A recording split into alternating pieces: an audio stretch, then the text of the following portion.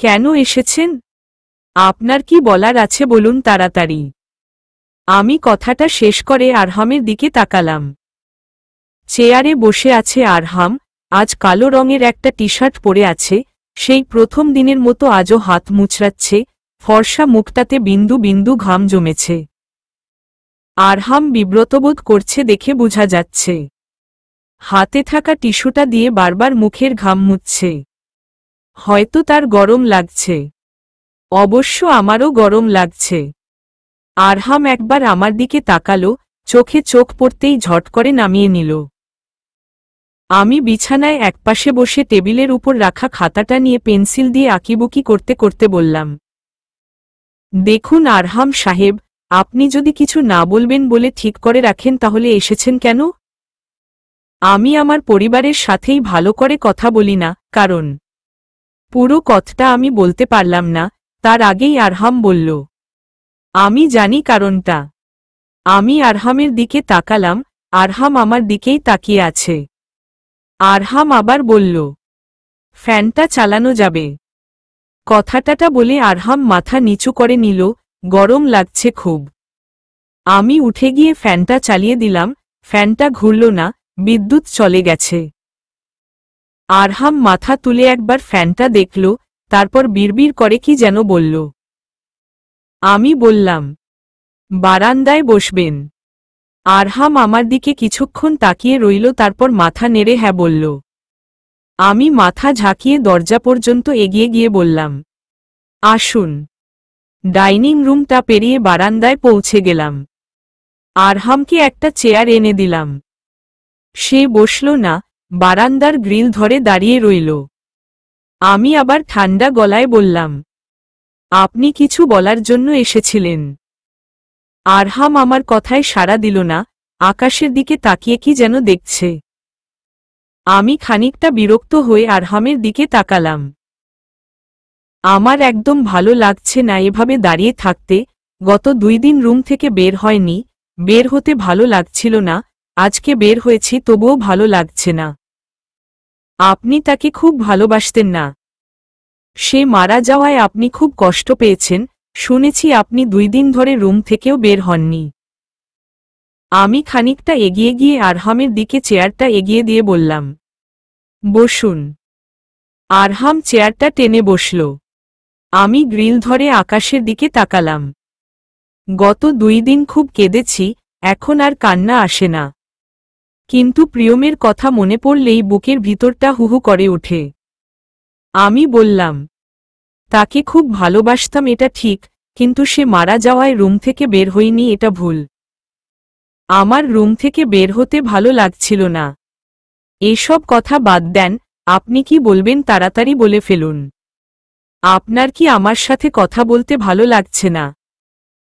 আমি চমকে উঠলাম, লোকটা একেবারে ঠিক বলেছে, লোকটার সাথে কথা বলতে আমার একদম ভালো লাগছে না। আমি হেসে বললাম, তা নয়, আমার এখানে দাঁড়িয়ে থাকতে ভালো লাগছে না। আপনি বলুন কি বলবেন? আরহাম আমার দিকে তাকালো, আরহামের চোখগুলো খুব সুন্দর, সুন্দর ফর্সা মুখখানিতে যেন চোখগুলোই নজরকাড়া। সে ঠান্ডা গলায় বলল, আপনার বাবা আপনার বিয়ে ঠিক করেছে আমার সাথে। আপনি কি জানেন সেটা?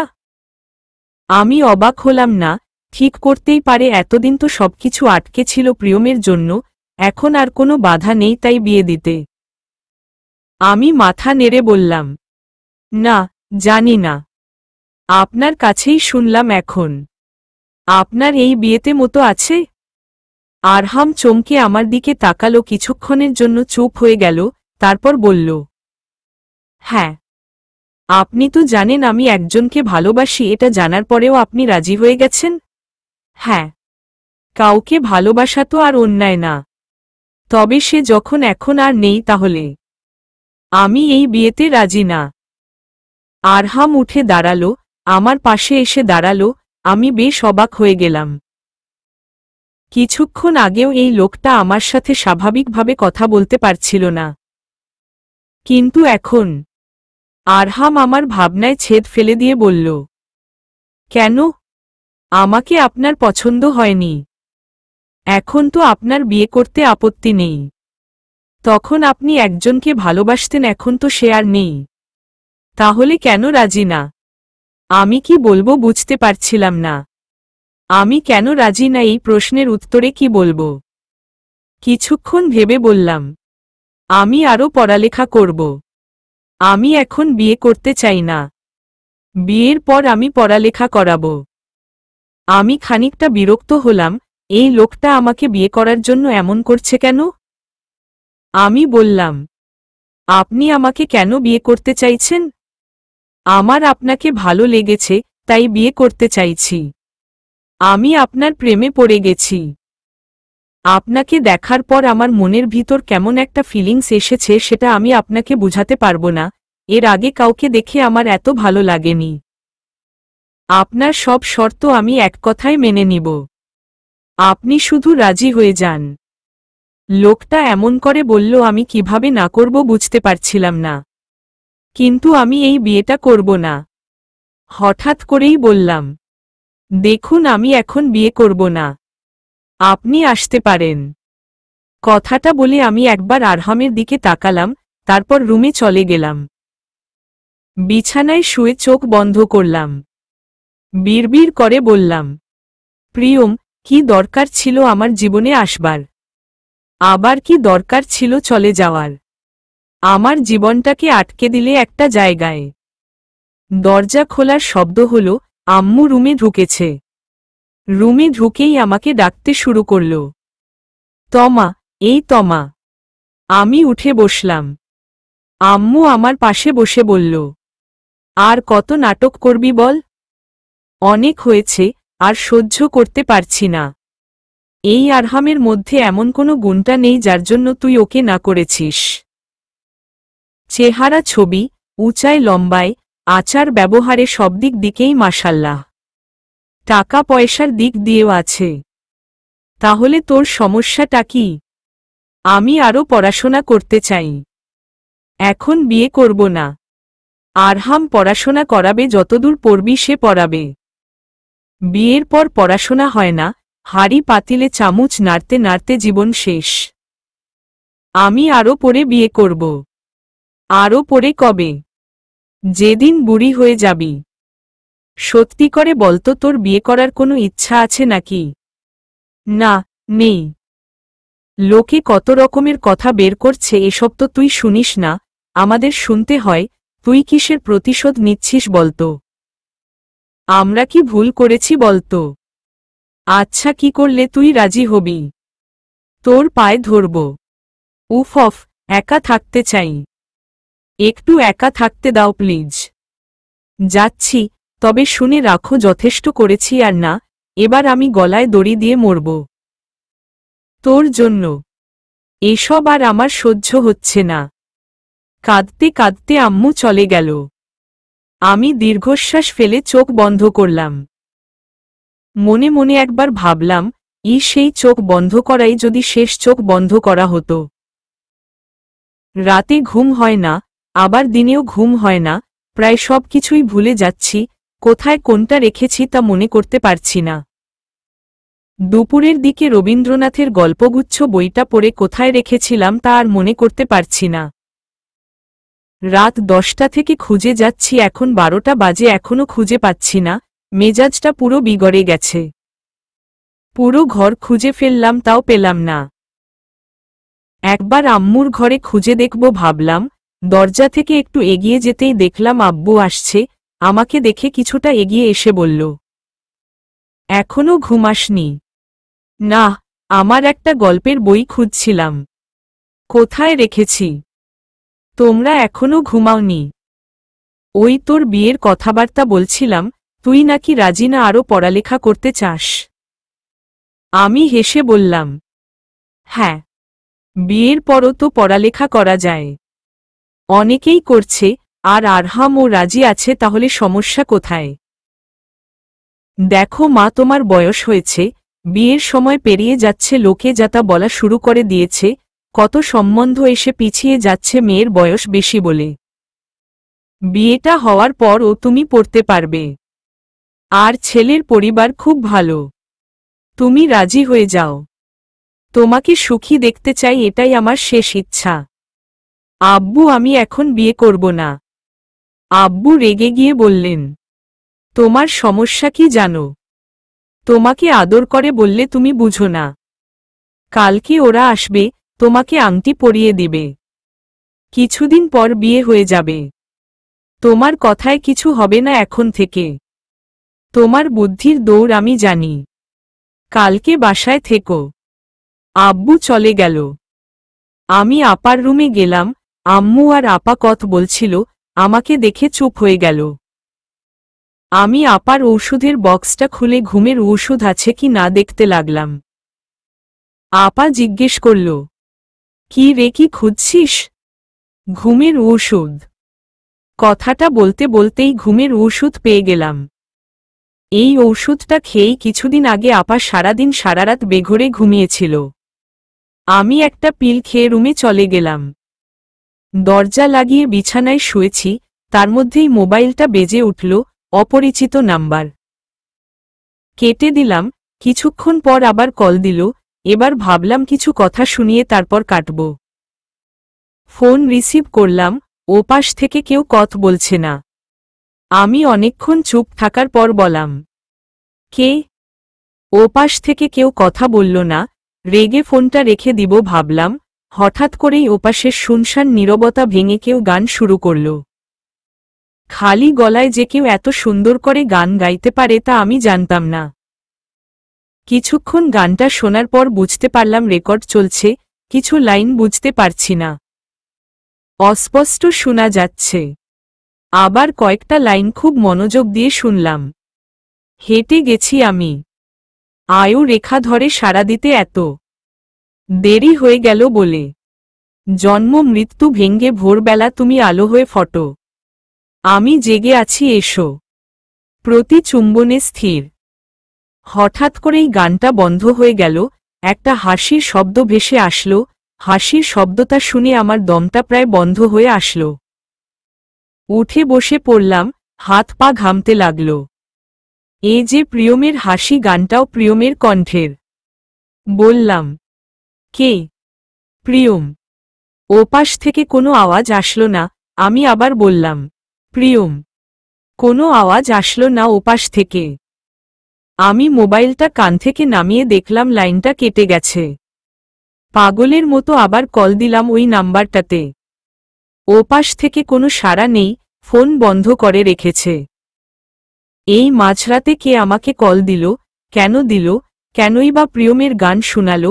কেনই বা আবার ফোন বন্ধ করে রাখল? কিছুই বুঝতে পারলাম না, শুধু এটুকুই বুঝতে পারলাম কষ্টটা আবার নতুন করে জেগে উঠেছে। কেউ যেন নতুন করে নতুন কোনো কষ্ট ছন্দ ঢেলে দিয়েছে। হয়তো বা একবার মনে করিয়ে দিয়েছে প্রিয়মহীন আমি কি করে বেঁচে আছি। কাঁদতে কাঁদতে কখন যে ঘুমিয়ে পড়েছিলাম তার খেয়াল নেই। ঘুমটা ভাঙল আবার ফোনের আওয়াজ থেকেই। ঘুম ঘুম চোখেই স্ক্রিনে ভেসে থাকা নাম্বারটা দেখে বেশ অবাক হলাম। ঘুমটাও কেটে গেল। নাবা কল দিয়েছে। অনেকদিন হলো নাবা দেয় না। আজকে হঠাৎ করেই কেন কল দিয়েছে বুঝতে পারছিলাম না। রিসিভ করে কানে ধরতেই ওপাশ থেকে নাবা বলল, আমরা তোমার বাসার সামনে দাঁড়িয়ে আছি। তুমি কি একটু বাহিরে আসতে পারবে? আমি কিছুক্ষণ চুপচাপ থেকে ভাবলাম ওরা হঠাৎ করে কেন আমাদের বাসায় এসেছে। ভেবে চিনতে বের করলাম হয়তো আমার বিয়ে উপলক্ষেই। যাই হোক, ওয়াশরুমে ঢুকে চোখে মুখে পানির ছিটে দিয়ে বেরিয়ে আসলাম বিছানা থেকে। ওড়না নিয়ে মাথায় দিয়ে রুম থেকে বেরিয়ে আসলাম। বেশি সকাল হয়নি, অন্ধকারটাও ঠিক করে কাটেনি। আমি সিঁড়ি বেয়ে নিচে নেমে গেলাম। গেট খুলে আমি আরো বড়সড় একটা ধাক্কা খেলাম। আমি ভেবেছিলাম হয়তো ফুপি আর নাবা এসেছে, কিন্তু দেখা গেল নাবা আর সৃজন ভাইয়া এসেছে। আমি কিছুক্ষণ দাঁড়িয়ে থেকে ওদের দুজনকে দেখলাম। সৃজন ভাইয়া গাড়ির দরজা খুলে সামনের সিটে বসেছিল আর নাবা দাঁড়িয়েছিল। বেশ কিছুটা অবাক হয়েছি বটেই, কারণ সৃজন ভাইয়া প্রায় অনেক বছর পর এসেছে, কিন্তু কতদিন পর আসলো তা বলতে পারছি না। বোধহয় খুব ছোটবেলায় এসেছিল। নাবা এগিয়ে এসে আমাকে জড়িয়ে ধরে বলল, অনেক শুকিয়ে গেছ। সৃজন ভাইয়া গাড়ি থেকে নেমে আমাদের দিকে এগিয়ে আসলো, নাবাকে একবার দেখে আমার মুখের দিকে তাকালো, তারপর ধীরে ধীরে গেটের ভিতরে চলে গেল। আমি বললাম, ভিতরে চল। নাবা আর আমি গেট পেরিয়ে দেখি সৃজন ভাইয়া হাঁটাহাঁটি করছে। আমি সৃজন ভাইয়ার দিকে তাকালাম, সারারাত ঘুমায়নি তাই চোখ মুখ কেমন দেখাচ্ছে। আমি ধীর গলায় বললাম, চল, ফ্রেশ হয়ে নিবে। সৃজন ভাইয়া মাথা ঝাঁকিয়ে হাঁটা ধরল, আমিও পিছন পিছন এলাম। দরজা খুলে ভিতরে যাওয়ার সময় সৃজন ভাইয়া বলল, চা দিতে হবে, সারারাত ঘুমাইনি। নাবা বলল, সব সময় চা আর চা, এছাড়া আর কিছু তোর মাথায় নেই না ভাইয়া? সৃজন ভাইয়া হেসে আমার দিকে তাকিয়ে বলল, আছে তো, তোমার বিয়ে। তারপর আবার নাবার দিকে তাকিয়ে বলল, তুইও এক কাপ চা খেতে পারিস, মাথা ব্যথা করছিল বলেছিলি তখন। কথাটা শেষ করেই সৃজন ভাইয়া সোফায় গা এলিয়ে দিল। নাবা বলল, মামা মামি কই? আমি কিছু বলার আগেই নাবা আবার বলে উঠল, ঘুমিয়ে আছে। আমি ঢেকে তুলছি, দাঁড়াও, ভাইয়াকে দেখলে বেশ অবাক হবে। রুমটা দেখিয়ে দাও। আমি রুমটা দেখিয়ে দিলাম। নাবা রুমের দরজা খুলে ভিতরে ঢুকল। আমিও রান্নাঘরে ঢুকে চায়ের পানি বসিয়ে দিলাম। কিছুক্ষণ পর ড্রয়িং রুমে আব্বু আম্মুর গলার আওয়াজ শুনতে পেলাম। তারপর আবার সব নীরব হয়ে গেল। আমি একবার তাকাবারও প্রয়োজন করলাম না।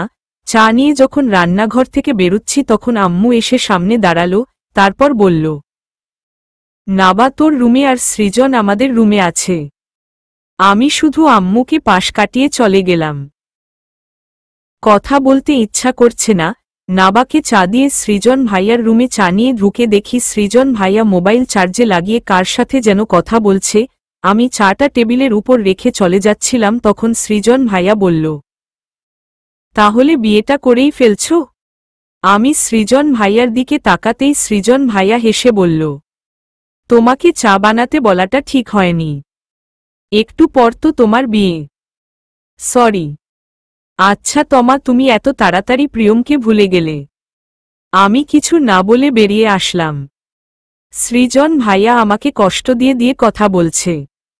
রুমে গিয়ে বসতেই নাবা এসে আমার পাশে বসল। তারপর আমার হাতের উপর হাত রেখে বলল, মন খারাপ? আমরা এসেছি বলে? আমি নাবার দিকে তাকিয়ে হাসলাম। নাবাও আমার সাথে তাল মিলিয়ে হাসল, কিন্তু পরক্ষণেই গম্ভীর হয়ে বলল, তুমি এই বিয়েতে রাজি না তাই না? আমি নাবার দিকে রইলাম। রাজি কি রাজি না তা বলার দরকার নেই, কারণ আমি জানি নাবা কিছুই করতে পারবে না। আস্তে আস্তে সময় কাটতে লাগল। আমি স্বভাবতই সবকিছু মেনে নেওয়ার জন্য তৈরি হচ্ছি, কারণ হিসাবে অনেক যুক্তি দাঁড় করিয়েছি নিজের সামনে। একটা যুক্তি ভেঙে যাচ্ছে, তারপরও আরেকটা যুক্তি দাঁড় করাচ্ছি। একদিন না একদিন তো কোনো একজনের সাথে আমার বিয়ে হবেই, আর সেটা যদি আজই আরহামের সাথে হয় তাহলে ক্ষতি কি? দুপুরের দিকে হঠাৎ করেই আম্মু বলল পার্লার থেকে সেজে আসার জন্য। আমি বললাম, পার্লারে যাওয়ার দরকার নেই। আম্মু ও আর কিছু না বলে যাচ্ছিল, কিন্তু নাবা তখন বলল, যাওয়ার দরকার নেই মানে?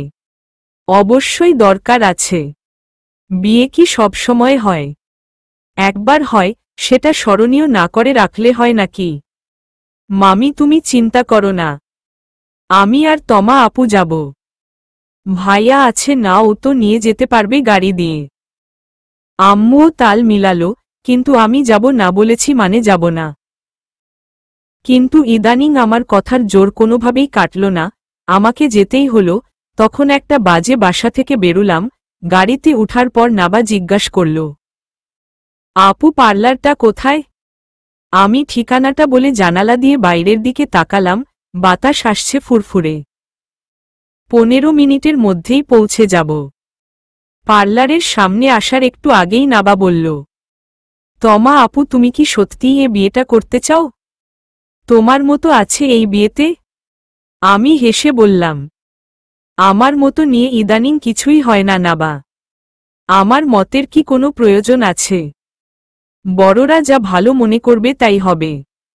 সৃজন ভাইয়া লুকিং গ্লাসের দিকে তাকিয়ে হেসে বলল, তাহলে আমি যা বলবো তুমি তাই মেনে নিবে? আমি প্রত্যুত্তরে শুধু হাসলাম। গাড়িটা ধীর গতিতে এসে পার্লারের সামনে থামল। নামতে একদম ইচ্ছা করছে না গাড়ি থেকে, ইচ্ছা একটা মুক্ত পাখির মতো যেদিকে মন চায় উড়ে যেতে। কথা নাটকীয় সংলাপ হলেও এটা সত্যিই যে আমার এখন তাই মনে হচ্ছে, যদি কোথাও চলে যেতে পারতাম, যদি আমাকে এই মুহূর্তে কেউ বলতো তোমাকে এই বিয়েটা করতে হবে না, তুমি চলো আমার সাথে, আমি ঠিক রাজি হয়ে যেতাম। নাবা আমার কাঁধে হাত রেখে বলল, কি হলো চলো। আমার চোখ ছলছল করে উঠল, সবাই চায় আমার বিয়েটা হয়ে যাক, খুব তাড়াতাড়ি করছে সবাই। গাল বেয়ে পড়া পানির দাগটা মুছে গাড়ির দরজায় হাত রাখলাম। তুমি এই বিয়েটা করো না। তুমি কখনো ওই লোকটার সাথে হ্যাপি হতে পারবে না।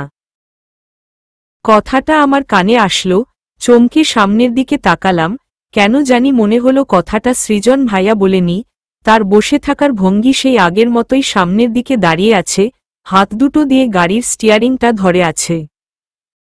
আমি মাথা নিচু করে নিলাম, পরক্ষণেই আবার নাবার দিকে তাকালাম। ভুল শুনিনি, সৃজন ভাইয়াই বলেছে। এবার সৃজন ভাইয়া আমার দিকে তাকালো। মোটেও হ্যাপি হবে না। পৃথিবীর সবচেয়ে অসুখী মানুষদের একটা হবে তুমি। আমি হাসলাম, আমার হাসা ছাড়া আমার কি করার আছে বললাম। বিয়েটা না করলেও আমি হ্যাপি হতে পারবো না। আমার সুখী হওয়ার মূলমন্ত্রটা হারিয়ে গেছে। সৃজন ভাইয়া মাথা ঝাঁকালো, তারপর বলল, তবে আমি এই বিয়েটা হোক তা চাই না। আমি সৃজন ভাইয়ার দিকে তাকালাম, কিছু একটা বোঝার চেষ্টা করছি কিন্তু বুঝতে পারছি কি। সৃজন ভাইয়া মাথা ঘুরালো, সামনের দিকে তাকালো, আমি বললাম, কেন? আরহাম ভালো। কথাটা শেষ হলো, তার আগেই সৃজন ভাইয়া বলল, কে ভালো কে খারাপ তা তুমি এখনো বুঝো না। মানুষ চিনার ক্ষমতা তোমার এখনো হয়নি, আমি তো চিনতাম না, এই কদিন হলো চিনতে শুরু করেছি। আমার হাতে এখন বেশি সময় নেই, আমি যা বলবো তোমাকে তাই মেনে নিতে হবে, মেনে না নিতে পারলেও কিছু করার নেই। সরি, আমাদের এখন এখান থেকে যেতে হবে। আমার ওর মাথার উপর দিয়ে সব কিছু গেল, কিন্তু এটা বুঝতে পারছি আমার সাথে খারাপ কিছু হচ্ছে না, আবার ভালো কিছুও হচ্ছে না। ভালো খারাপের মাঝামাঝি। তাহলে তার নাম কি হবে? আমি একবার সৃজন ভাইয়ার দিকে তাকালাম, কিছু বুঝতে পারলাম না সে কি করতে চাচ্ছে। দু তিনবার নাবার দিকে তাকালাম, ওর মুখটা খুশিতে ঝলঝল করছে। হঠাৎ করেই মাথায় এল ওরা আমাকে কোথায় নিয়ে যাচ্ছে। ভাবনাটা প্রথমবারের মতো মাথায় এলো, একটু গুছিয়ে সাজিয়ে নেওয়ার পর প্রথম মনে হলো আমি পালিয়ে যাচ্ছি। কথাটা ভাবার পর ২-৩ সেকেন্ড আর আমার মাথা কাজ করল না, তারপর আবার যেই মস্তিষ্ক সচল হলো তখন আবার কেউ বলল, না তুমি পালাচ্ছ না। তাহলে আমি কোথায় যাচ্ছি? আমি মুক্তির সন্ধানে যাচ্ছি। হঠাৎ করেই আব্বু আম্মুর চেহারাটা চোখের সামনে ভেসে উঠল, ভিতর থেকে কেউ জানান দিল কাজটা ঠিক হচ্ছে না। ঠিক করে নিলাম আমি বাড়ি ফিরে যাব। সামনের দিকে তাকিয়ে বললাম, আমি বাড়ি ফিরে যাব। আমাকে যেতে হবে। সৃজন ভাইয়া ঘাড় ঘুরিয়ে আমাকে দেখার চেষ্টা করল, তারপর বলল, আর তো পিছনে ফেরা যাবে না। আমি যে অনেক দূর এগিয়ে গেছি প্রিয়তমা। এখন তোমাকেও যে আমার সাথে বাকি পথটা এগিয়ে যেতে হবে। আমি সৃজন ভাইয়ার কথার মাথামুন্ডু কিছুই বুঝলাম না, বললাম, বেশি দূর আসিনি, যাওয়া যাবে। নাবা কাঁধে হাত রাখল, সৃজন ভাইয়া বলল, হলো কি তোমার? একটু আগেও তো বিয়েটা না করার জন্য আকুপাকু করছিলে, আমি তো সেই চেষ্টাই করছি। আমি প্রায় পাগলের মতো অধৈর্য গলায় বললাম, না না, আমি বিয়েটা করব। আমি কখন না করলাম যে বিয়ে করব না? তাও ঠিক। তুমি কি জানো তোমার ফিউচারে কি আছে? কথাটা বলে সৃজন ভাইয়া আমার দিকে তাকালো, খুব ঠান্ডা একটা চাহনি, ঠোঁটে মৃদু হাসি। আবার বলতে লাগল, জানো না তো। কিন্তু আমি জানি তোমার বিয়ে হতে যাচ্ছে আমার সাথে। হাতের ঘড়িটা দেখে নিল একবার, এই তো বেশ কিছুক্ষণ পর। তারপর তোমাকে আমার সাথে থাকতে হবে।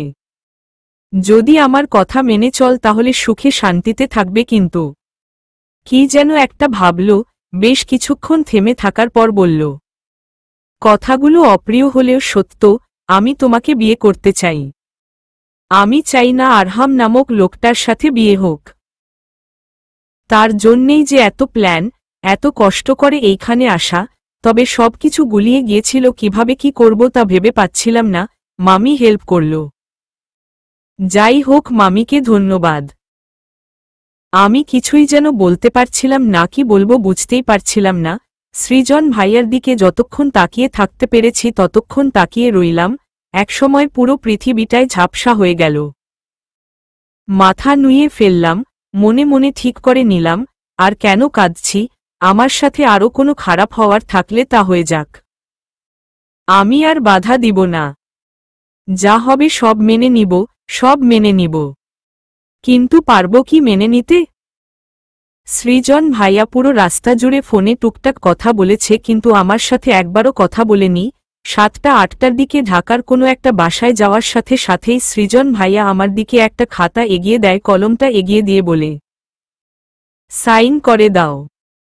আমি সৃজন ভাইয়ার দিকে একবার তাকিয়ে কলমটা ওর হাত থেকে নিতেই একজন বয়স্ক হুজুর টাইপের লোক আঙুল দিয়ে দেখিয়ে দিয়ে বলল, এইখানে সই করো।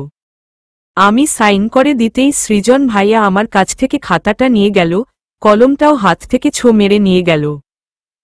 নিজেও সাইন করে দিল। তারপর যেন কি হলো কিছুই বলতে পারবো না। শুধু বার কয়েক পানি চেয়েছিলাম, পানি দিয়েও গেছে, আর খেয়েছি। কিন্তু কে দিয়েছে তা দেখিনি। রাত 11টা। দরজার এপাশে আমি, নাবা আর সেই ব্যক্তিটি। ও পাশে ফুপি। বেশ কিছু ঝাঝালো কথা ফুপি শুনিয়ে দিল, কেঁদে কেটে চোখ লাল করে দিল। উনি মারাত্মক কষ্ট পেয়েছে, কান্নাকাটি করছে, মাঝে মাঝে আমাকেও 2-4 কথা শুনিয়ে দিচ্ছে, অভিশাপ দিচ্ছে আমি কখনো সুখী হতে পারবো না। মাঝে মাঝে নাবাকে বকছে। ফুপা বেশ কিছুক্ষণ পিছনে দাঁড়িয়ে থেকে আমাদের দেখল। বোধহয় বেশ অবাক হয়ে গেছে দেখে, কিংবা উনিও বেশ শকট তার একমাত্র ছেলের কাজ দেখে। এখন উনি ধীর পায়ে এগিয়ে আসলেন। সৃজনের দিকে তাকিয়ে বেশ শান্ত গলায় বললেন, আমাদের ওর বললেই পারতে যে তুমি ওকে পছন্দ করো, বিয়ে করতে চাও। আমরা কি না করতাম? কাজটা ঠিক করনি। ভিতরে আসছো না কেন? নাবা আমার ধরতেই আমি চমকে নাবার দিকে তাকালাম। নাবা বলল, চলো। আমি ভিতরে ঢুকলাম। আগের বাসাটা আর নেই, এটা নতুন বাসা। ডুপ্লেক্স। একবার চারদিকে চোখ বুলিয়ে নিলাম। ফুপা ক্ষীণ গলায় সৃজন ভাইয়াকে উদ্দেশ্য করে বললেন, তুমি একটু এখানে বসো। তারপর নাবাকে বলল, ওকে উপরে নিয়ে যা। উপরে নিয়ে যা কথাটা আমার মনে গেঁথে গেল। একেবারে উপরে চলে যেতে পারলেই ভালো হতো, প্রিয়মের কাছে চলে যেতাম। নাবা একটা রুমে এনে বসালো, কিছুক্ষণ গম্ভীর হয়ে থাকার পর বলল, আজকে দিনটা আমার জন্যে অনেক খুশির। তুমি পার্মানেন্টলি আমাদের বাসার হয়ে গেলে। কিন্তু সৃজন ভাইয়া তোমার খেয়াল খুশির দিকটা লক্ষ্য রাখতে গিয়ে সবার খুশির কথা ভুলে গেছে। কথাটা বলে কিছুক্ষণ চুপ থেকে আবার বলল, রেস্ট নাও। আমার জামা তোমার হবে, দেখে আসি। নাবা চলে যেতে আমি বিছানায় গা এলিয়ে দিলাম, কিছুক্ষণ চোখ বন্ধ করে কান্নাকাটি করলাম। কখন চোখ লেগে গেল বুঝতে পারলাম না। ঘুমের মধ্যেই মনে হলো একটা ঠান্ডা হাত আমার ঘাড় স্পর্শ করেছে, খুব সন্তর্পণে আমাকে সরিয়ে দিল। চোখ খুললাম, একটু অবাক হলাম, অন্ধকার রুম হলেও বেশ স্পষ্ট বুঝতে পারলাম। চোখ খুললাম, একটু অবাক হলাম, অন্ধকার রুম হলেও বেশ স্পষ্ট বুঝতে পারলাম সৃজন ভাইয়া এসেছে। মাঝখানে একটা বালিশ। অনেকক্ষণ চুপচাপ শুয়ে থাকলাম চোখ বন্ধ করে, কিন্তু ঘুম আসছে না। প্রায় আধা ঘন্টা শুয়ে থাকার পর বুঝতে পারলাম ঘুম আসবে না। পাশে একজন সম্পূর্ণ অচেনা লোক শুয়ে আছে, তার ভয়েই ঘুম আসবে না। সম্পূর্ণ অচেনায় বটে, চেনা মানুষটার কোনো আচরণেই তার মধ্যে নেই। উঠে বসলাম, শরীরের মধ্যে ধুলোবালি কিচকিচ করছে, এমন মনে হচ্ছে হয়তো এই কারণেই ঘুম আসছে না। রুমের আলোটা উঠে জ্বালাবো না জ্বালাবো বুঝতে পারছি না, আলো জ্বালালে যদি সৃজন ঘুম থেকে উঠে যায়। নাবা আমার জন্য জামা রেখে গেছে কিনা তাও জানি না। জামা না রেখে গেলেও হাত মুখ ধুতেই হবে। বিছানা থেকে নামতেই পায় কি যেন একটা লেগে হোঁচট খেয়ে পড়তে পড়তে বেঁচে গেলাম। কিন্তু মুখের উপর একটা আলো এসে পড়ল, চেয়ে দেখি সৃজন আমার দিকে মোবাইলের টর্চ জ্বেলে বসে আছে।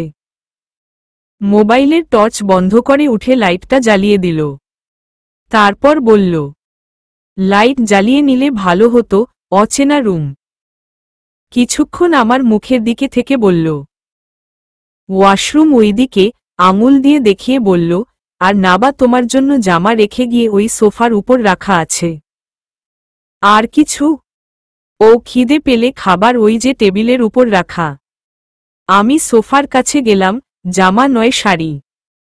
শাড়ি নিয়ে ওয়াশরুমের দিকে এগিয়ে গেলাম, যেতে যেতে একবার ঘাড় ঘুরিয়ে দেখে নিলাম তখন কিসে পা আটকে গিয়েছিল। এক জোড়া স্যান্ডেল পরে আছে। স্যান্ডেল জোড়া থেকে চোখ তুলে সৃজনের মুখের উপর রাখলাম। এত বড় একটা কাণ্ড ঘটিয়ে কি করে মানুষটা এত ধীরস্থিরভাবে কথা বলছে ভাবতে ভাবতেই ঘাড় ঘুরাতেই সামনে দরজা পড়ল। কিছুটা ভয় পেয়ে গেলাম, আরেকটু হলে দরজার সাথে ধাক্কা খেতাম।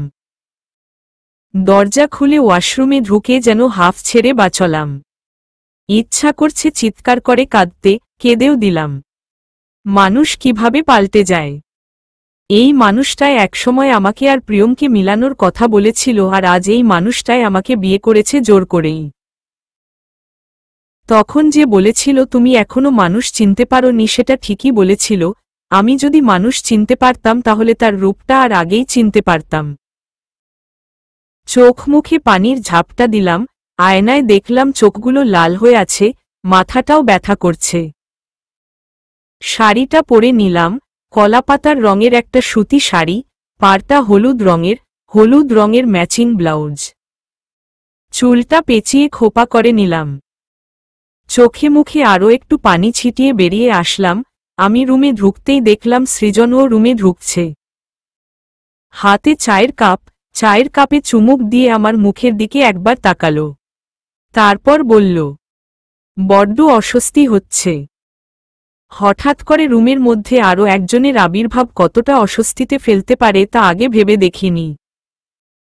কথাটা শেষ করে হেঁটে হেঁটে বারান্দায় চলে গেল।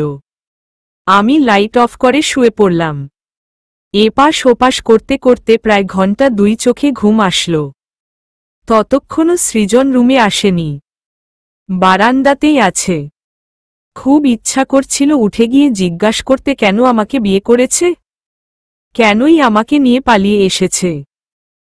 ঘুমটা ভেঙে গেল একটা স্বপ্ন দেখে। স্বপ্নে প্রিয়ম ছিল, তার সাথে আমার কিছু একটা নিয়ে কথা হচ্ছিল। দুজনেই হাসছিলাম, হাতে হাত ধরে হাঁটছিলাম। জায়গাটা অনেক সুন্দর, এমন জায়গা আমি আগে কখনো দেখিনি। হঠাৎ করেই প্রিয়ম যেন কোথায় চলে গেল। এত সুন্দর জায়গাটা কোথায় মিলিয়ে গেল। তারপর কি যেন একটা হলো, তবে খুব ভয়ঙ্কর একটা কিছু হয়েছে।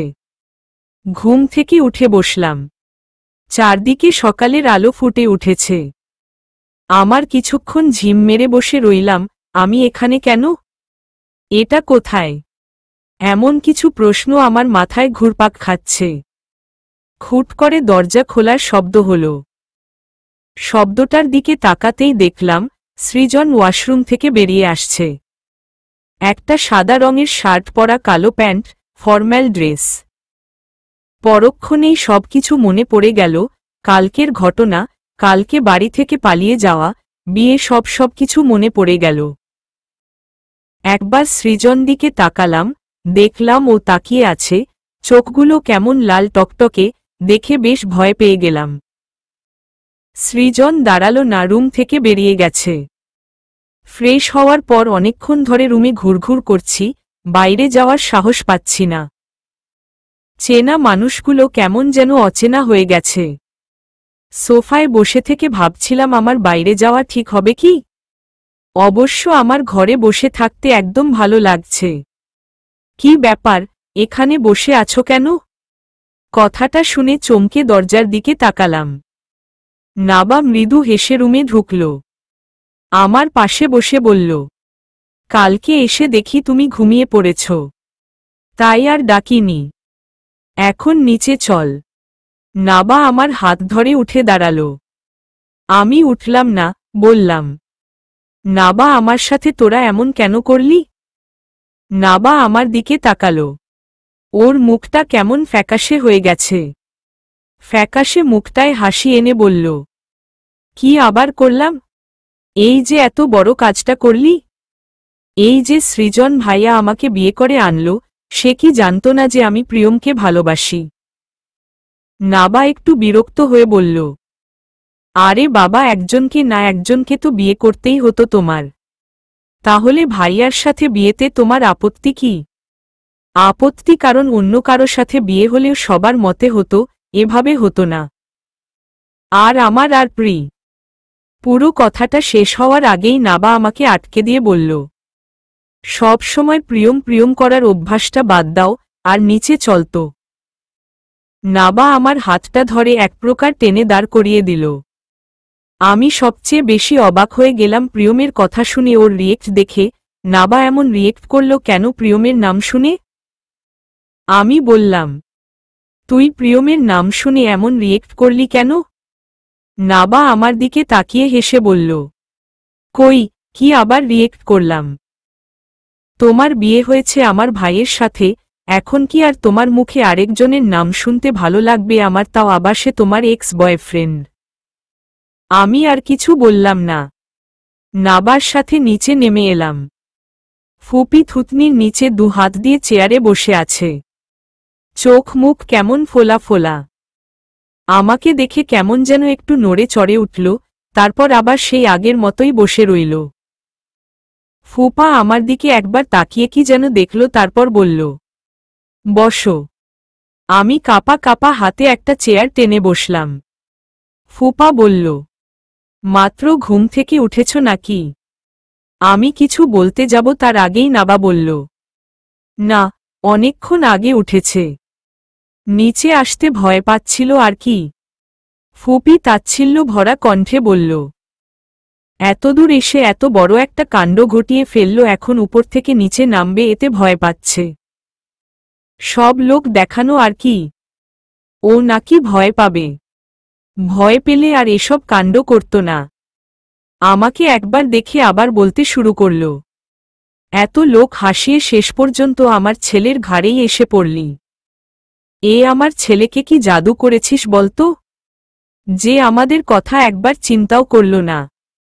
আমি বলছি তুই কোনোদিনও সুখী হবি না। কথাটা শেষ করার আগেই তার গলা কেঁপে উঠল। তিনি চোখ মুছলেন।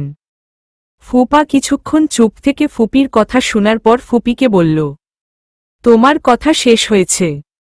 পরের মেয়ের দোষ কেন ধরছ? তোমার ছেলে কালকে কি বলেছে তুমি শুনোনি? তারপর আমার দিকে তাকিয়ে বলল, তোমাদের দুজনেরই দোষ আছে। এখন কি করব বলো? ছেলে বড় হয়েছে, তার ভালো মন্দ বিচার করার ও ক্ষমতা আছে। এখন সে যদি মনে করে সে তোমাকে বিয়ে করবে কিংবা করে নিয়ে আসে, তাতে আমাদের কিছু করার নেই কষ্ট পাওয়া ছাড়া। তোমার জায়গায় অন্য কেউ হলে হয়তো বাড়িতে জায়গা দিতাম না। কিছুক্ষণ চুপ করে থেকে বলল, খাওনি তো এখনো? খেয়ে নাও, বেলা কম হয়নি তো। ফুপা উঠে পড়লেন। একটু এগিয়ে যেতেই ফুপি বিড়বিড় করে বলল, খাবে খাবে আর কি খাবে বলো, ছেলের মাথাটায় তো চিবিয়ে খেয়েছে, আর কি লাগে? দেখলে না রাতে ছেলে কিভাবে বলল, আমি তোমাকে ছাড়তে পারবো না, তোমাদের সমস্যা হলে আলাদা হয়ে যাই। আমি ফুপির মুখের দিকে তাকিয়ে রইলাম। সৃজন ভাইয়া এই কথাটা বলেছে বিশ্বাস করতে পারছিলাম না। ফুপি উঠে চলে গেল। আমি শুধু ফুপির যাওয়াটা দেখলাম। নাবা আমার প্লেটে ভাত দিল, আমার কাঁধে হাত রেখে বলল, খাও না। আমি মাথা ঝাঁকিয়ে মুখ নিচু করে ভাত মাখতে লাগলাম। গাল বেয়ে চোখের পানি প্লেটে পড়ছে। ভাত গিলতে পারছি না, খুব কষ্ট হচ্ছে। নাবা হঠাৎ করেই বলল, তুমি তো এই বাসায় আগে কখনো আসনি। এই মাস কয়েক হলো বাসার কাজ শেষ হয়েছে। খাওয়ার পর বাসাটা ঘুরে দেখাবো তোমাকে। আমি মাথা নিচু করেই কয়েক লোকমা মুখে তুলে অনেক কষ্টে গিললাম। ফুপির কথাগুলো এখনো কানে বাজছে। যত ফুপির কথাগুলো মনে হচ্ছে ততই কান্না পাচ্ছে। নাবা বলল, আরে তুমি তো কিছুই নিচ্ছ না, নাকি লজ্জা পাচ্ছ? লজ্জা পাওয়ার কি আছে বলো? এটা তো তোমার ফুপির বাড়ি প্লাস এখন তোমার শ্বশুর বাড়ি। আমি চেয়ার ছেড়ে দাঁড়িয়ে পড়লাম। চোখ মুছে নাবাকে বললাম, আমার খাওয়া হয়ে গেছে। নাবাকে কিছু বলার সুযোগ না দিয়ে আমি তাড়াতাড়ি ডাইনিং রুম থেকে চলে আসলাম। রুমে আসার পর সোফায় বসে কাঁদতে লাগলাম। সৃজন ভাইয়া কেন এমন করল? কেন আমাকে এই বাড়ির সবাইকে কষ্ট দিচ্ছে? আজকে আমাকে জানতেই হবে। একটু পরেই নাবা রুমে আসলো। নাবাকে দেখে আমি চোখ মুছে নিলাম।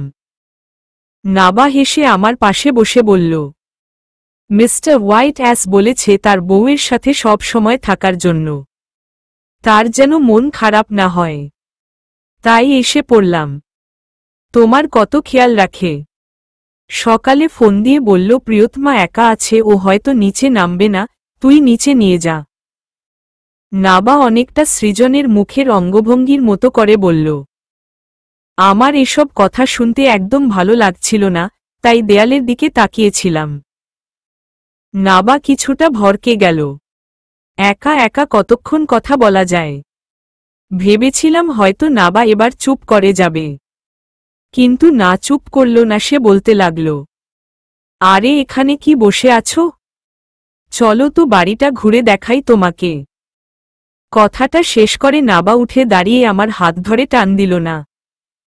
আমি ওর হাত থেকে আমার হাতটা টেনে নিয়ে বললাম, আমার ভালো লাগছে না।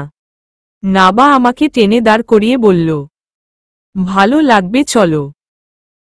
অনিচ্ছা সত্ত্বেও নাবার সাথে আমাকে যেতে হলো এবং পুরো বাড়িটাও ঘুরে দেখতে হলো। বাড়ির ছাদ দেখে আমরা নাবার ঘরে এসে বসলাম। বেশিক্ষণ বসে থাকতে পারলাম না, শুয়ে পড়লাম।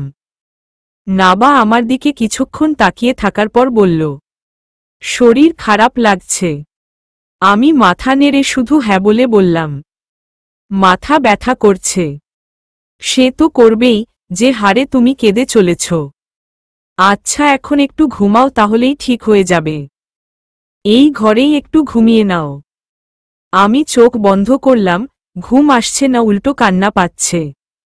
বাড়ির সবার কথা মনে হচ্ছে, আব্বুর কথা মনে হচ্ছে। আব্বু কি করছে এখন কে জানে। আচ্ছা আব্বু কি সুস্থ আছে, নাকি কালকের ঘটনা শুনে অসুস্থ হয়ে গেছে? ফুপিয়ে ফুপিয়ে শব্দ করে কেঁদে উঠলাম। নাবা আমার মাথায় হাত বুলাতে বুলাতে বলল, কাঁদছ কেন? বোকা মেয়ে, কাঁদে না। ঘুমাও, আমি মাথায় হাত বুলিয়ে দিচ্ছি। কেঁদে কেঁদে একটা সময় ঘুমিয়ে পড়লাম। ঘুমটা ভাঙল কারো ফিসফিস কথার আওয়াজে। কিছুক্ষণ পর দরজা লাগানোর আওয়াজ হল। চোখ খুলতেই দেখলাম সৃজন রুমের মধ্যে হাঁটাহাঁটি করেছে। পরনে ব্লু টি শার্ট আর ট্রাউজার। একবার রুমে চোখ বুলিয়ে নিলাম, আমি নাবার রুমে ছিলাম, এখনো নাবার রুমেই আছি তাহলে। সৃজন এই রুমে কেন? তাড়াতাড়ি উঠে বসলাম, ঠিক কাপড়টাকেই আরও একটা ঠিক করে নিলাম। সৃজন ভাইয়া বইয়ের পাতা থেকে মুখ তুলে আমার দিকে তাকালো, তারপর বলল, এত ঘুম? কুম্ভকর্মের ঘুম। আমি আর নাবা কখন থেকে ডাকছি আর মাত্র ঘুম ভাঙল। আমি কিছু ওর কথার উত্তর না দিয়ে নাবার রুম থেকে বেরিয়ে এলাম। রুমে এসে আর কোনো দিকে না তাকিয়ে ওয়াশরুমে গেলাম। গোসল করে যখন বেরিয়ে আসলাম তখন দেখলাম সৃজন বিছনায় বসে আছে আর টেবিলে খাবার ঢাকা দেওয়া আছে। আমি একটু ভ্রু কুঁচকালাম। সৃজন উঠে এসে বলল, শুনলাম তুমি নাকি অনশন করছ। খাওয়া দাওয়া ছেড়ে দিয়েছ। এখন অনশন ভেঙে দাও, না হলে আবার রোগা হয়ে যাবে। সৃজনের এই কথা শুনে আমি বেশ রেগে গেলাম, অথচ এমন কথা শুনে রাগার কথা না। কিন্তু রাগটা প্রকাশ করলাম না। ঠান্ডা গলায় বললাম, আমাকে কেন বিয়ে করেছ? সৃজন হেসে বলল, এমনি। বিয়ে আবার কেন করে মানুষ? কিন্তু এমন বিয়ে করে না। বলো কেন করেছ? কি করেছি? বিয়ে কেন করেছ? কেন আমাকে এইভাবে জোর করে আমার অনিচ্ছা সত্ত্বেও বিয়ে করেছ? সৃজন হাতের নখ কামড়ে বলল, ওহ, আমরা পালিয়ে বিয়ে করাতে তোমার আপত্তি? কিন্তু জোর করে কই বিয়ে করলাম? তুমি তো নিজের ইচ্ছায় আমার সাথে এসেছ। এসব কথা বাদ দাও, আমাকে বিয়ে করার কারণটা কি? কিসের জন্য তুমি আমাকে বিয়ে করেছ? আমি গলার স্বর উঁচু হচ্ছে।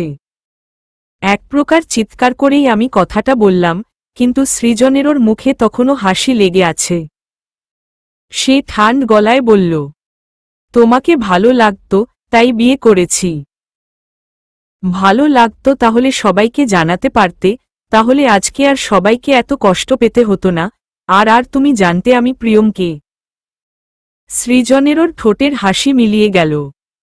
মুহূর্তে কপালে ভাঁজ পড়ল। একটু থমথমে গলায় বলল, প্লিজ, যথেষ্ট হয়েছে। এমন কিছু করো না যাতে আমি রেগে যাই, আর প্রিয়মের নাম আমার সামনে কখনো নিবে না। আর কিসের জন্য এখন এত প্রশ্ন করছো? কালকে তো করনি। আর সবাই কষ্ট পাচ্ছে কি পাচ্ছে না তা নিয়ে তোমার ভাবতে হবে না।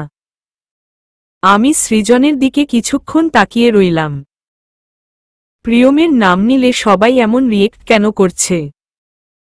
এত ভালো বন্ধু যারা একজন আরেকজনকে ছাড়া আজ কি এমন হলো যে? বেশ অবাক গলায় বললাম, আচ্ছা, তোমরা এমন কেন করছো প্রিয়মের নাম নিতেই? প্রিয়মের সাথে তোমাদের কি কোনো সমস্যা হয়েছিল? আর যদি কিছু হয়ে থাকে তাহলে তা ভুলে যাও। একজন মৃত মানুষের। পুরো কথাটা শেষ করতে পারলাম না, তার আগেই সৃজন আমার হাতটা ধরে তার দিকে ঘুরিয়ে দাঁতে দাঁত চেপে বলল, এই এত প্রিয়ম প্রিয়ম কেন করো? এত প্রিয়ম প্রিয়ম করে কি পেলে বলো তো? শুধু তো ঠকেই গেলে। ও তোমাকে ঠকিয়ে চলে গেছে বুঝলে, আর তার জন্যে আমাকেও ভোগতে হচ্ছে এখন। একটা জোরে ধাক্কা দিয়ে আমার হাতটা ছেড়ে দিল সৃজন। আমি পড়লাম না, শুধু কয়েক পা পিছিয়ে গেলাম। শক্ত হয়ে জায়গাতেই দাঁড়িয়ে রইলাম। প্রিয়ম আমাকে ঠকিয়েছে? কখনোই না, আমি বিশ্বাস করি না। পৃথিবীর সবাই এসে বললেও আমি বিশ্বাস করব না। কিছুক্ষণ সৃজনের দিকে এক রাশ ঘৃণা নিয়ে রইলাম। কিছু বলতে চাইছিলাম কিন্তু বলতে পারলাম না। একটা মানুষ এতটা নিচু হতে পারে তার কোনো ধারণাই আমার ছিল না। অনেকগুলো কথা মুখে চলে এসেছিল, সেগুলো আর বললাম না। ঠিক করে নিলাম এরপর আর কখনো আমাকে বিয়ে করার কারণ জিজ্ঞাসা করব না। হয়তো জিজ্ঞাসা করলেই সে প্রিয়মের নামে উল্টা পাল্টা কিছু বলে নিজের দোষ কাটাতে চাইবে। একজন মৃত মানুষকে নিয়ে অযথা মিথ্যা কথার ফুলঝুরি সাজিয়ে আমাকে শোনাবে। আমি সেগুলো সহ্য করতে পারব না, কখনোই পারব না, কারণ আমি প্রিয়মকে ভালোবাসি। শুধু আর একবার সৃজনকে দেখলাম। সৃজনও আমার দিকে তাকিয়ে আছে। ওর চোখে এখনো রাগটা দপদপ করে জ্বলছে। আমি নিঃশব্দে রুম থেকে বেরিয়ে যাচ্ছিলাম, তার আগেই সৃজন বেরিয়ে গেল। সৃজন বেরিয়ে যেতেই কেঁদে দিলাম। প্রিয়ম আমাকে ঠকিয়েছে এটা সৃজন কিভাবে বলল? শুধু এই কথাটাই আমার মাথায় ঘুরঘুর করছে। ঘুটঘুটে অন্ধকার রুমটায় আমি শুয়ে থেকে বিভিন্ন রকমের ছায়া দেখছি। আমি জানি এসব মনের ভুল, তাই ভয় পাচ্ছি না। কিন্তু ভয় পাচ্ছি সৃজনের কথাটা শুনে। তখন থেকে প্রাণপণে যে কথাটা অবিশ্বাস করতে চাইছি সেই কথাটা কিছুতেই অবিশ্বাস করতে পারছি না। কোথাও যেন একটা সন্দেহ হচ্ছে। তখন জিজ্ঞাসা করলে হয়তো সৃজন কিছু একটা কারণ বলতো। হঠাৎ করেই আবার মনে হলো এটা সৃজনের একটা চাল। সে ইচ্ছা করেই আমার মনে প্রিয়মের জন্য ঘৃণা ঢুকিয়ে দিতে চাইছে না। না, আমি কিছুতেই ওর কথা শুনব না। প্রিয়ম আমাকে ঠকাতে পারে না, এই বিশ্বাসটা মনে একেবারে গেঁথে নিলাম। তমা আপু, নাবার গলার আওয়াজ শুনে উঠে বসলাম। গলা বেয়ে গড়িয়ে পড়া চোখের পানিটা মুছে ফেললাম। রুমের লাইটটা জ্বালাতে জ্বালাতে বললাম, বল। লাইটটা জ্বলতেই নাবা একবার চারদিকে চোখ বুলিয়ে নিল। আমার দিকে তাকিয়ে হেসে বলল, ভাইয়া নেই। না। নাবার জোরতাটা কেটে গেল আমার না শুনে। সে বেশ সহজ পায়ে এসে বিছানায় বসল। আমার দিকে তাকিয়ে থাকার পর বলল, মামা আজকে ফোন করেছিল। হয়তো কথাটা শোনার পর আমার খুশি হওয়ার কথা ছিল। খুশি হয়েছি অল্প, ঠোঁটের কোণে লেগে থাকা হাসিটা আরও একটু প্রশস্ত করে বললাম, কি বলেছে? নাবা বিছানায় পাগুলো তুলে বলল, কি আর বলবে? সৃজন ভাইয়াকে বকে গেছে কতক্ষণ, তারপর তোমাকে বকেছে। বলছে তুমি যাতে কখনো ওই বাড়ি না যাও। তারা তোমাকে চিনে না। আরও কত কিছু। তোমার কারণে আজ ওরা কোথাও যেতে পারছে না। আর সবচেয়ে অদ্ভুত কথা কি জানো তমা আপু? কথাটা শেষ করে নাবা আমার দিকে উৎসাহ নিয়ে একবার তাকালো। আমার চোখ তখন ছলছল করছে। হয়তো সে আশা করেছিল আমি অবাক হয়ে তাকে জিজ্ঞেস করব কি। কিন্তু আমি তাকে জিজ্ঞেস করলাম না, যার কারণে তার মুখটা অল্প একটু মলিন হল। কিন্তু তাকে দমাতে পারলাম না। সে বলল, মামা এত কথা বলেছে, আম্মু একটা উত্তরও দেয়নি, শুধু চুপচাপ শুনে গেছে। আমি তো অবাক। আমার এসব কোনো কথায় মাথায় ঢুকেনি। শুধু আব্বুর কথা খুব মনে হচ্ছিল, আর মনে হচ্ছিল আমি কি সত্যিই বাড়িতে যেতে পারবো না। নাবা কিছুক্ষণ ঘরের চারপাশে চোখ বুলিয়ে নিল। তারপর বলল, তোমাদের বনিবনা হচ্ছে না, আর এখন হওয়ার সম্ভাবনাও নেই, এটা আমি জানি। এ নিয়ে আমি কিছুই বলতে চাই না, এটা একান্তই তোমাদের ব্যাপার। তাই বলে খাওয়া নিয়ে রাগ, এটা ঠিক নয়। সৃজন ভাইয়াকে দেখে কিছু তো শিখতে পারো। ও কি হাড়ে গিলে যাচ্ছে একবার দেখো। আমি শুধু দুহাতে মুখটা ঢেকে ফুপিয়ে কেঁদে দিলাম। আব্বু আম্মু আর প্রিয়মের কথা খুব মনে পড়ছে। নাবা আমার কাঁধে হাত রেখে বলল, দেখ, এত কান্নাকাটি করো না তো। ভাইয়া একদম পছন্দ করে না এসব। আর এখন তোমার উচিত ভাইয়ার কথা মতো চলা। ভাইয়াকে হ্যাপি করা এখন তোমার দায়িত্ব। সে তোমার জন্য অনেক কিছু ত্যাগ করেছে। আমি নাবার হাতটা এক জটকায় সরিয়ে দিয়ে বললাম, তোরাই সব ত্যাগ করে যাচ্ছিস, আর আমাকে কথা শুনিয়ে যাচ্ছিস। আমি কি কখনো তোদেরকে বলেছিলাম ত্যাগ করতে? কেন ত্যাগ করছিস? আর কেন আমাকে কথা শোনাচ্ছিস? তোদের জন্য আমার যে কত কিছু হারিয়ে গেছে সেটা তোরা কখনো ভাবছিস না। ভাবতেও হবে না। নাবা কিছুক্ষণ ফ্লোরের দিকে তাকিয়ে রইল, তারপর মুখ তুলে একবার আমাকে দেখে হাসল। আমি বোকা হয়ে গেলাম। আমি কি হাসার মতো কিছু বলেছি? সারাদিন জমিদারনির মতো বসে থাকে কেন? আমি সারাদিন মাথার ঘাম পায়ে ফেলে কাজ করে খাবারটা মুখে তুলে দিব আর সে বসে বসে খাবে? এটা হবে না। এমন হলে আলাদা হয়ে যাব। আমার এখন কাজের বয়স নেই। ফুপি কথাটা আমাকে শুনিয়ে শুনিয়ে বলল। আমি কথাটা শুনে রুমে চলে গেলাম। রুমে ঢুকে সৃজনকে পেলাম না। ওকে না দেখায় ভালো, আপাতত আমি এটাই মনে করি। ওর প্রতি এত ঘৃণা জমে গেছে এই দুদিনে যে ওকে দেখলেই হয়তো খুন করে দিতে পারব। রুমের লাইটটা অফ করে শুয়ে পড়লাম। বিছানায় শুয়ে আছি, ঘুম আসছে না, একটুও হয়তো আসবেও না। তারপরও চোখ বন্ধ করে শুয়ে আছি। কিছুক্ষণ পর রুমটা একটা পারফিউমের গন্ধে ভরে গেছে। তারপর রুমের লাইটটা জ্বলে উঠল। চোখে এসে আলো পড়তেই চোখ মেলে দেখলাম সৃজন গ্লাসে পানি ঢেলে সোফায় বসে পানি খাচ্ছে। পানি খাওয়ার ধরনটাও চা খাওয়ার মতো, কেমন অল্প অল্প করে চুমুক দিচ্ছে। আমার কেন জানি বিরক্ত লাগলো ওর দিকে তাকিয়ে। তাই আবার চোখ বন্ধ করে ফেললাম। একটুক্ষণ পরেই সৃজন ডাকল, এই তমা। আমি চোখ খুললাম না, খুলতে ইচ্ছা হলো না। এমনভাবে শুয়ে রইলাম যেন মনে হয় আমি সত্যি সত্যি ঘুমিয়ে আছি। সৃজন আবার ডাকল, চোখ বন্ধ করে শুয়ে থাকো কিভাবে? বুঝি না। আমি চোখ খুলতেই সৃজনের একটা গম্ভীর মুখ দেখতে পেলাম। সৃজন বালিশে পিঠ ঠেকিয়ে বসে মোবাইলটা টিপতে টিপতে বলল, উঠে বসো, কথা আছে। আমি উঠে বসলাম। কিন্তু অনেকক্ষণ ধরে সৃজন ভাইয়া কিছুই বলল না, উল্টে মোবাইল টিপতে লাগল। এমন ভাব করল যেন তার চারপাশে আর কেউ নেই। আমি অনেকক্ষণ ধরে বসে থেকে বিরক্ত হয়ে গিয়েছিলাম, তাই শুয়ে পড়লাম। শুয়ে পড়তেই সৃজন বলল, তমা, উঠো। আমি উঠে বসতেই সৃজন ভাইয়া আবার মোবাইল টিপতে টিপতে বলল, শুনলাম মামা নাকি আজকে কল দিয়েছিল। কিছুক্ষণ থেমে থেকে আবার বলল, হয়তো তোমার তাদের জন্য খারাপ লাগছে, কিন্তু কি আর করা বলো, আসলে আমার কাছে এতটা সময় ছিল না, তাই এভাবে বিয়েটা করতে হলো। আচ্ছা, তুমি কি আমার উপর রেগে আছো? আমার দিকে তাকিয়ে সৃজন ভ্রু কুঁচকাল। কি যেন আবার ভেবে বলল, আমার উপর রাগ করার তোমার অনেক কারণ আছে। আমার জন্য তুমি তোমার পরিবারের থেকে আলাদা হয়ে গেলে, আবার আম্মুও তোমাকে উঠতে বসতে যা নয় তা বলছে। আর ওই সময় আমি তোমাকে।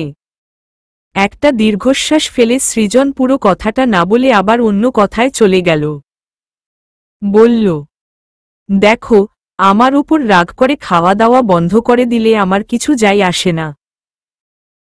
আমি তোমাকে কোনোদিনও রাগ ভেঙ্গে খাওয়ার জন্য অনুরোধ করতে পারবো না, কিংবা রাগ ভাঙানোর জন্য ওই সব কৌশলও করতে পারবো না। আমার মধ্যে রোমান্টিকতা জিনিসটা নেই।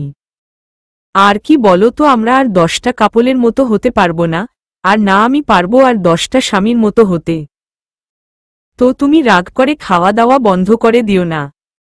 কিছুক্ষণ থেমে থেকে সৃজন ভাইয়া আবার বলতে লাগল, তোমার অপছন্দের জিনিসগুলো আমাকে বললে আমি সেগুলো তোমার সামনে করব না বা করার চেষ্টা করব।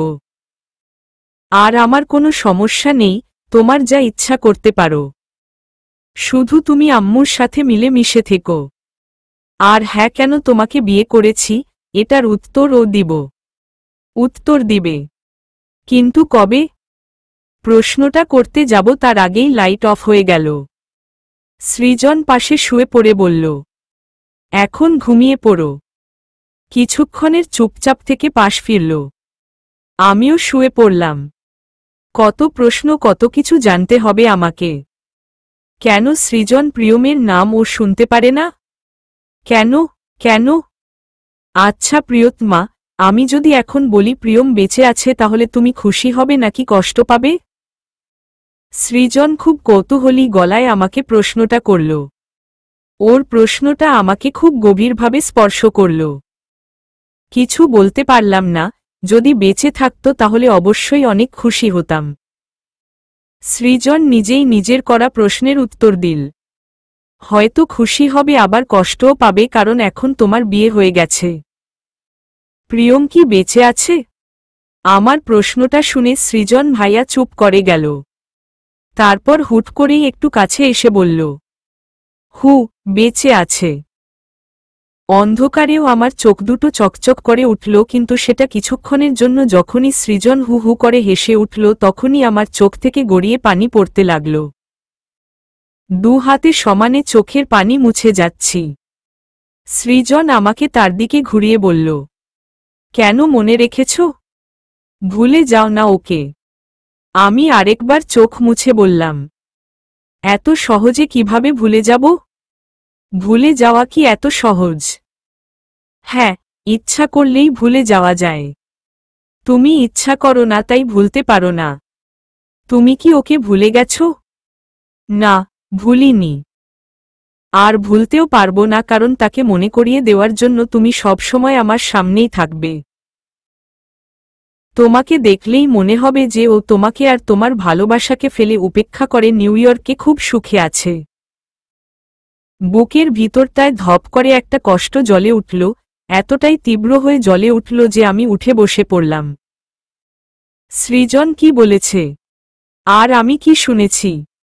নিউ ইয়র্কে সুখে আছে? কিন্তু সেটা কিভাবে সম্ভব? নিউ ইয়র্ক সুখে আছে? আমাকে আর আমার ভালোবাসাকে উপেক্ষা করে? রুমটায় আলো জ্বলে উঠল। আমার পাশে সৃজন বসল। কিছুক্ষণ চুপ করে থাকার পর হঠাৎ বুকের ভিতরে হু হু বেড়ে উঠা সাইক্লোনটা বেরিয়ে আসলো। চিৎকার করে বললাম, খুঁচিয়ে খুঁচিয়ে ওই জখম জায়গাটাকেই আবার জখম করছ। একটা কথা একেবারে কেন বলছো না? কেন বুঝতে পারছ না? বারবার নতুন করে আঘাত সামলানোর ক্ষমতা আমি ফেলছি। যা বলার বলে দাও, আমি সহ্য করে নিতে পারব।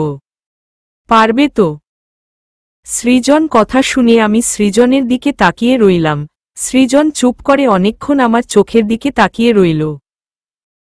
ও আমার চোখের ভাষা পড়েছে কিনা আমি জানি না, কিন্তু আমি ঠিকই ওর চোখের ভাষা বুঝে ফেলেছিলাম। এই মুহূর্তে আমার ইচ্ছা করে আমি নিজেকে শেষ করে দিতে। দু হাতে চোখের পানি সমানে মুছতে লাগলাম। কি করব কিছুই বুঝতে পারছি না। বিছানা থেকে হন্তদন্ত হয়ে নামতে লাগলাম। সৃজন আমাকে আটকে ফেলল। আতঙ্কিত স্বরে বলল, কোথায় যাচ্ছ? আমি কোনো কথা না বলে বিছানা থেকে পাগুলো নামাতেই সৃজন আমাকে শক্ত করে ওর বুকের সাথে চেপে ধরল। এক হাতে আমার মাথাটাকে ওর বুকে চেপে রাখল। আমি নিজেকে ছাড়ানোর জন্য চেষ্টা করতে লাগলাম। একসময় ওর হাতে খামচে ধরলাম, খুব জোরে জোরে কাঁদতে লাগলাম। আমি যত জোরে ওকে আঘাত করছি, ওর থেকে ছোটতে চাইছি, ও ঠিক তত জোরেই আমাকে ওর বুকের সাথে চেপে ধরতে লাগল। একটা সময় মনে হলো আমাকে ওর বুকের ভিতর ঢুকিয়ে নিবে। একটা সময় আমি হাল ছেড়ে দিলাম। সব আবার আগের মতো নীরব হয়ে গেল। সৃজন ও হাত ধীরে ধীরে হালকা করতে লাগল, কিন্তু হাতটা সরালো না, ওর বাঁধনটা থেকে আমাকে মুক্তও করল না। আমিও আর এখন মুক্ত হতে চাইছি না। শুধু ভাবছি আমি কিভাবে এতদিন এটা বুঝিনি। সমাজে ভালো মানুষের মুখোশ পরে অনেক ভদ্রবেশী শয়তান মানুষ লুকিয়ে আছে, আজ আমি তা বুঝতে পারছি। তারা ধীরে ধীরে তাদের ভয়ানক কুৎসিত রূপটা দেখাতে থাকে। অনাকাঙ্ক্ষিত ভালোবাসা পেয়ে আমি যাকে মহান ভাবছিলাম, আজ সেই লোকটাই আমার কাছে কুৎসিত নিচুহীন মানসিকতার মানুষ মনে হচ্ছে। যেই মানুষটাকে আমি সবার চেয়ে অন্যরকম ভেবেছিলাম, আজ দ্বিতীয়বারের মতো সেই আমাকে কষ্ট দিয়েছে, সবচেয়ে বড় কষ্ট দিয়েছে। যাকে আমি আমার পৃথিবী বানিয়ে বসে আছি, সে যে কখন আমার পৃথিবীর গণ্ডি পেরিয়ে গেল তা আমি বুঝতেও পারলাম না। কিন্তু কেন এত নাটক করল? এই ক্যান্সার, এই অসুস্থতার নাটক কেন করল? বললেই আমি তাকে ছেড়ে দিতাম, কোনো পিছুটান রাখতাম না। তুমি কতটুকু কি বুঝেছ বা বুঝতে পেরেছ তা আমি জানি না, তবে এটুকু আমি নিশ্চিত যে তুমি বুঝতে পেরেছ প্রিয়ম বেঁচে আছে আর সে নিউ ইয়র্কে আছে। হয়তো তুমি ভাবছ ওই ক্যান্সার নামক রোগটা প্রিয়মের শরীরে বাসা বাঁধার ঘটনাটা মিথ্যে, কিন্তু এটা সত্যি ছিল, বিশ্বাস করো সত্যি ছিল। তবে এটা এতটাও মারাত্মকভাবে বাসা বাঁধেনি ওর শরীরে। কিন্তু ওর পরিবার আর আমরা সামান্য ক্যান্সারটাকেও মারাত্মকভাবে নিয়েছিলাম। এতটাই মারাত্মকভাবে নিয়েছিলাম যে ভেবেই ফেলেছিলাম ও হয়তো মারা যাবে, যে করেই হোক ওকে বাঁচাতে হবে। তাই তড়িঘড়ি করে চিকিৎসা করাতে লাগলাম। উন্নত চিকিৎসার জন্য নিউ ইয়র্ক পাঠানোর ব্যবস্থা করে ওকে পাঠিয়েও দিলাম। এটা তোমাকে জানানো হয়নি। আমি বাড়ির সবাইকে না করেছিলাম। এমনকি নাভার কাছ থেকেও যখন তুমি ওর ইনফরমেশন নিতে, তখন নাভা আমার কথা মতো তোমাকে বলতো। আমি ভেবেছিলাম তোমাকে এত কিছু জানানোর দরকার নেই, ও সুস্থ হলেই তো হলো। কিন্তু প্রিয়ম যে অসুস্থতার সময়ও তোমাকে পাগলের মতো ভালোবাসত, এমনকি আমাকে নিউ ইয়র্ক যাওয়ার 2 মাস পর ও আমাকে বলল ওর একটা চিঠি এল আমার নামে, ভিতরে 2টো চিঠি ছিল, একটা তোমার আরেকটা আমার। আমাকে বলেছিল চিঠিটা তোমাকে পাঠিয়ে দিতে। আমি পাঠিয়েওছিলাম, কিন্তু তারপরই হুটহাট করে প্রিয়ম বদলে গেল। সুস্থ হওয়ার পর ও একদিন আমাকে ফোন দিয়ে বলল সে আর তোমার সাথে রিলেশন রাখতে চায় না, সে দেশেও ফিরবে না, ওর চাচার সাথে ওখানেই থাকবে। যদি আমার কথাটা তোমাকে জানাতে কষ্ট হয় তাহলে যেন বলি ও মারা গেছে।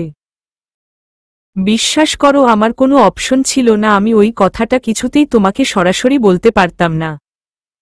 তাই নাভাকে বলেছিলাম তোমার সাথে যোগাযোগ না রাখতে। হঠাৎ করেই মামার সাথে দেখা, আর মামাকে যখন বললাম এই কথাটা, তখন মামা খুব সহজভাবেই বললেন তোমাকে যেন প্রিয়মের মারা যাওয়ার খবরটাই দেই, এতে তুমি প্রথমে একটু পেলেও পড়ে ঠিক হয়ে যাবে।